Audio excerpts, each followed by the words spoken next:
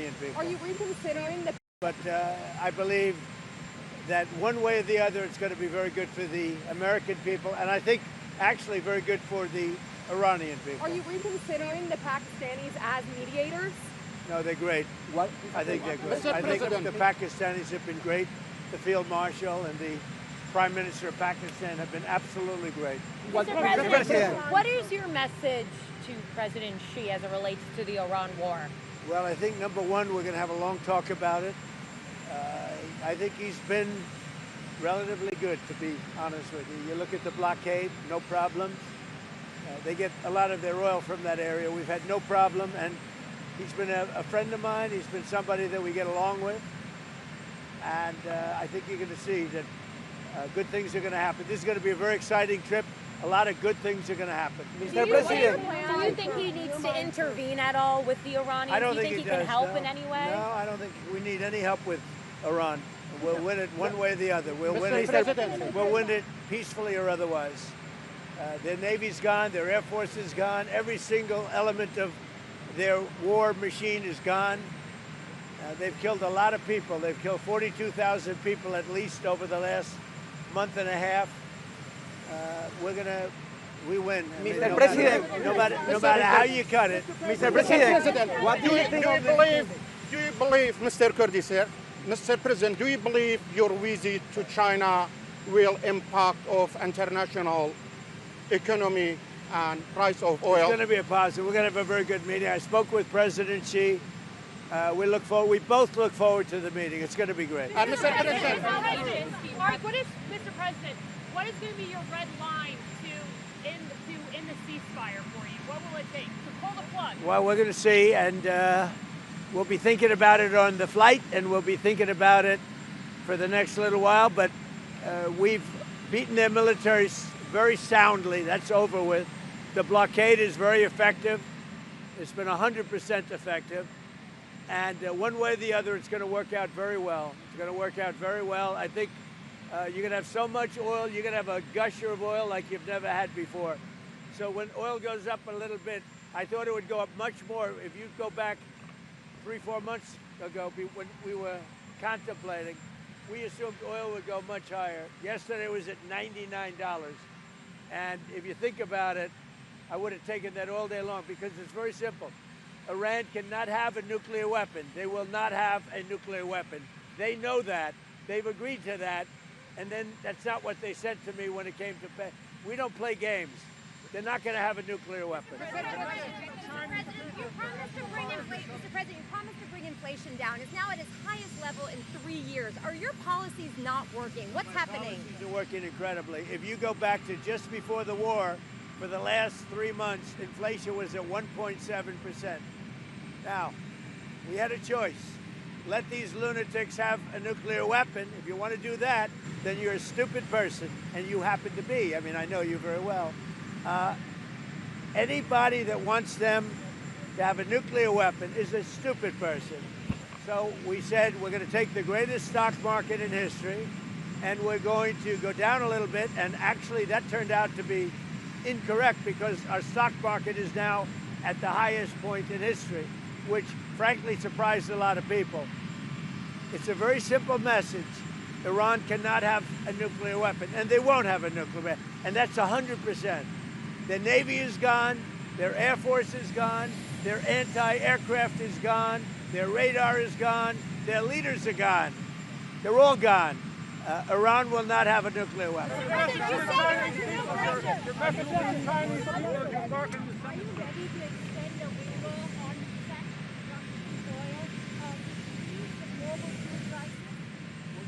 Do whatever is necessary, and as soon as this war is over, which will not be long, you're going to see oil prices drop, and you're going to see a stock market, which is already at the highest point in history, go through the roof. You're going to see the golden age of America, frankly, and you're seeing it now. So as soon as this is over, don't forget, you have hundreds of ships that are loaded up with oil that want to come out. As soon as they come out, we're going to have a gusher of oil, and you're going to have inflation that goes way down. Now, with all of this, inflation is much lower than it was under Biden. Biden had the highest inflation in the history of our country. Inflation is nothing by comparison, but our inflation is just short term. Because if you go from just before the war, we were for the last 3 months 1.7%. And now what you have is as soon as this war is over, you're going to see inflation go down to probably 1.5%.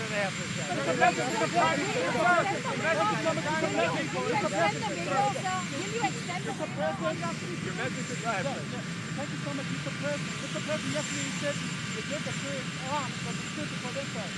A U.S. military official says that the Kurds have not received any arms, and the Kurdish political parties are denying receiving any arms. The officials are wrong. The message of Chinese people, sir, on the summit.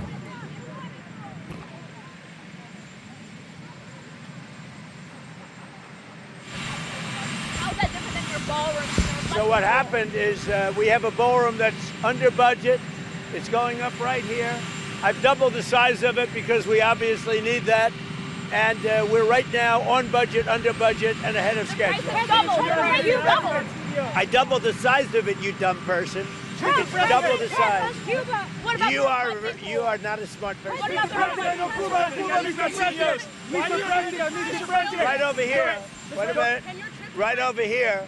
And based on a lot of things that have happened over the last year, we doubled the size of the ballroom. So we're going to have a ballroom that's appropriate for the White House. We doubled the size. The ballroom now is ahead of schedule, and it's a little bit under budget, depending on the finishes that we use. Does the president of Cuba have his days numbered? Does the president of Cuba have his days numbered? Well, they're not doing well. Cuba is not doing well. It's a failed nation, and we'll be talking about Cuba at the right time. Mr. President,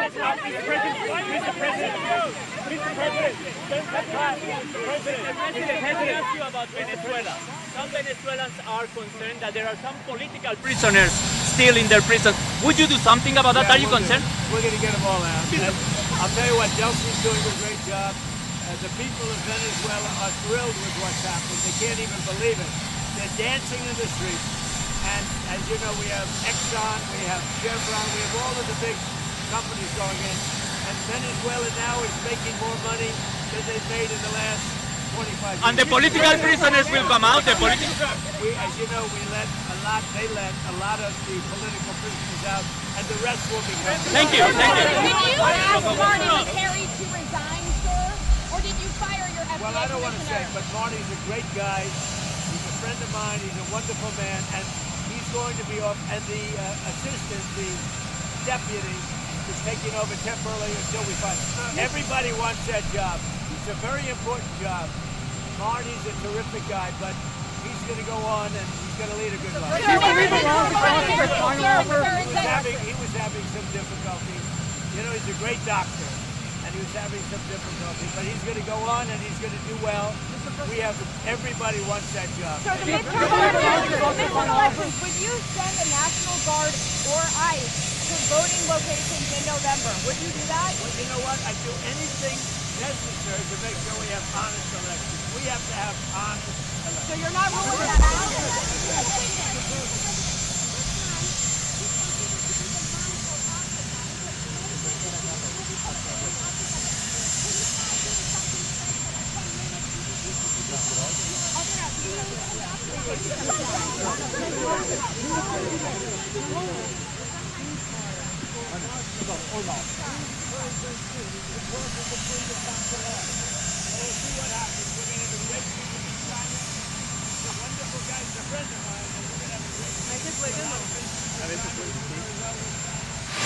And they do well with us, and the relationship is very good.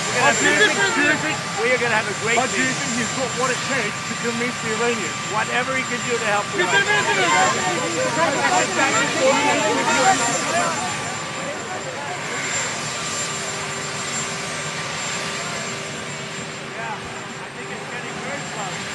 The end of the war in Ukraine, I really think it's getting very close. Will China invest $1 trillion in the U.S.? Will China invest $1 trillion in the U.S.?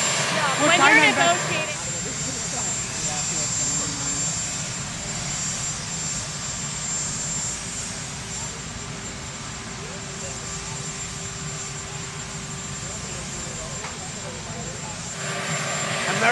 financial situation. I don't think about anybody. I think about one thing. We cannot let Iran have a nuclear weapon. That's all.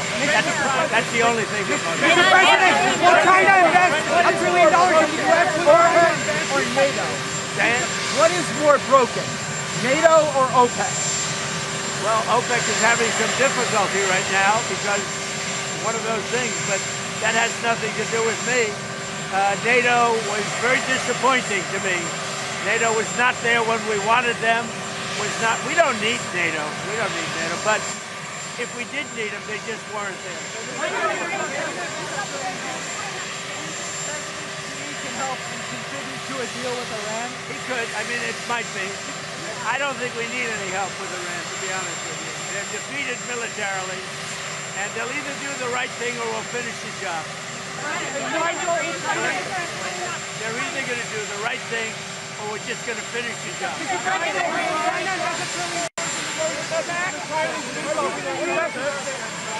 message, sir, to the Chinese people as you embark on this summit.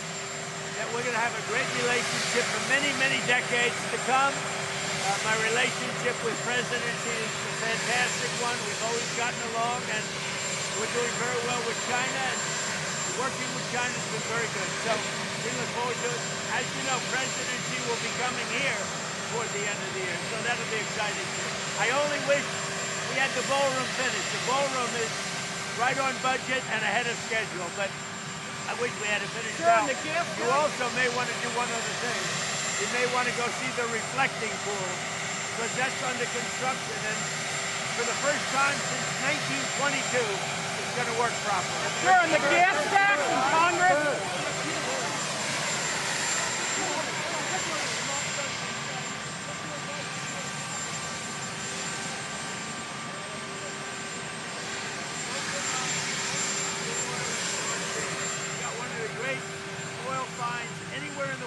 You're not using it. They're not allowed to use it. And it's one of the best in the world, among the best oils in the world. Open up your oil in the North Sea and get tough on immigration. Should he stay or go? Europe is being very, very hurt by immigration. It's all over. Should he stay or go? That's up to him. But I told him from day one, you're getting killed on energy. You're windmilling your country to death. Open up the North Sea. You have one of the greatest sources of energy in the world. Open up the North Sea. Should state governors drop taxes on oil? Would you ask them to do that? I think it's a great idea. Mr. President, may I ask you two questions? Has there been any understanding between you and Putin that Russia should get entire Donbass? No. Mr. President, you have a standing invitation to travel to Russia. Do you think it might happen this year? It could. I mean, I will do whatever is necessary. That war, I've settled 8 wars.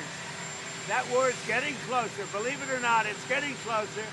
And we think we're going to end up getting a settlement between Russia and Ukraine. President, what is the ultimate goal of your trip to China? I think more than anything else is we have massive relationships with China. We're the two superpowers. We're the strongest nation on earth in terms of military. China's considered second. Who knows? I mean, who knows? But we are. There's nobody even to come close. And you see that whether it's Venezuela or whether it's Iran. Iran's military is decimated. I have a great relationship with President Xi, and I think it's going to remain that way. We have a lot of things to discuss. I wouldn't say Iran is one of them, to be honest with you, because we have Iran very much under control. We're either going to make a deal or they're going to be decimated. So one way or the other, we win. But we're going to be talking with President Xi about a lot of different things. I would say more than anything else will be trade. Just to clarify, did you say earlier that the only thing that matters to you when it comes to Iran is a nuclear weapon? You're not considering the financial impact of this war on Americans? The most important thing by far, including whether our stock market, which by the way is at an all-time high, but including whether or not our stock market goes up or down a little bit, the most important thing by far is Iran cannot have a nuclear weapon. What about the pressure on Americans and prices right now? Every American understands. Americans, how they're feeling about every what they're American. paying for food Are you listening to me? Every American understands, and they just had a poll, like 85%, which is surprising. It's only that they understand that Iran cannot have a nuclear weapon. If Iran has a nuclear weapon, the whole world would be in trouble because they happen to be crazy. They're not going to have a nuclear weapon. Now, if the stock market goes up or down a little bit, the American people understand it. When it's over, you're going to have a massive drop in the price of oil, which a lot of people thought would be higher. And I mean, it was $99 yesterday, which is low, which is relatively low. When this war is over, oil is going to drop. The stock market's going to go through the roof. And truly, I think we're in the golden age right now. You're going to see a golden age like we've never seen before. The minute it's announced, and I'll be the one to announce it because I'm the one that makes that decision, I could leave right now, and it would take them 25 years to rebuild their country. But I don't want to do that. I want to have it complete and total. So you ready? As soon as this war is over, you're going to see numbers like you've never seen. I know how much you value loyalty. I know how much you value loyalty. Are you comfortable with people serving in the military if they personally oppose the Iran war or you? It doesn't mean I'm happy about it, but One last question. I live with a lot of different. The voters who are confused about the changing maps, the changing dates, and the African Americans concerned that this is going to draw black members of Congress off the map, what do you say? Well, I think it's been a wonderful process. They've been the Democrats, or as I call the Democrats, because they are dumb in so many ways. They've redistricted for years, and now we took our shot, and it looks like we're going to pick up a lot of seats, and that's a good thing. That's a good thing. We want voters to have their choice. We want fair voting. We want fair elections. The Democrats have been cheating on elections for many years, and all we're doing is winning. Thank you.